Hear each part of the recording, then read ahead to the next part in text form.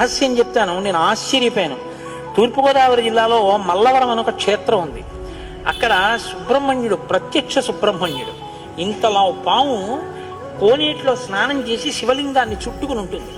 అది పిల్లలు పుట్టని వాళ్ళు వెళ్ళి నమస్కారం చేస్తే పిల్లలు పుట్టారు. డాక్టర్లు పిల్లలు పుట్టారని సర్టిఫై చేసిన వాళ్ళకి పుట్టారు. ముఖ్యమంత్రులు కూడా వెళ్ళారు పీఠాధిపతులు అక్కడ. ఆ పాము కారణాంతరాల చేత శివలింగానికే తల కొట్టుకుని శరీరం వదిలితే ఇప్పుడు అలాగే ప్రతిష్ఠ చేశారు. అక్కడ నేను ఆశ్చర్యపోయింది ఏంటంటే, నాకు ఆ దేవస్థానం ధర్మకర్త ఒక ఆయన వచ్చి ఒకసారి ఒక మాట చెప్పారు.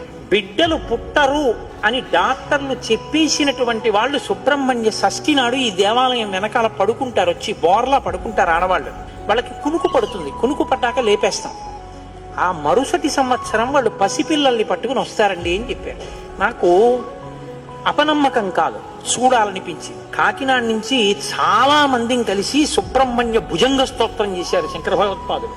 సుబ్రహ్మణ్య షష్ఠి నాడు ఆ దేవాలయంలో చదువుదామని అందరం కలిసి వెళ్ళాం. ఆ రోజు వాళ్ళు నా ప్రసంగం కూడా అక్కడ ఏర్పాటు చేశారు. మీరు నమ్మరు, నేను తెల్లబోయానండి. ఎంతంత సంపన్న కుటుంబాల వాళ్ళు బిడ్డలు పుట్టరు అని బెంగ పెట్టుకున్న తల్లులు సంటి పిల్లలతో ఎంతో సంతోషంగా వచ్చి ఆయనకి నమస్కారం చేసుకుని, అబద్ధం కాదు, నేను ఎంతో మందిని అక్కడ అడిగాను, ఏమమ్మా మీకు ఈయన వల్లనే కలిగిందా సంతానం అని. మీకు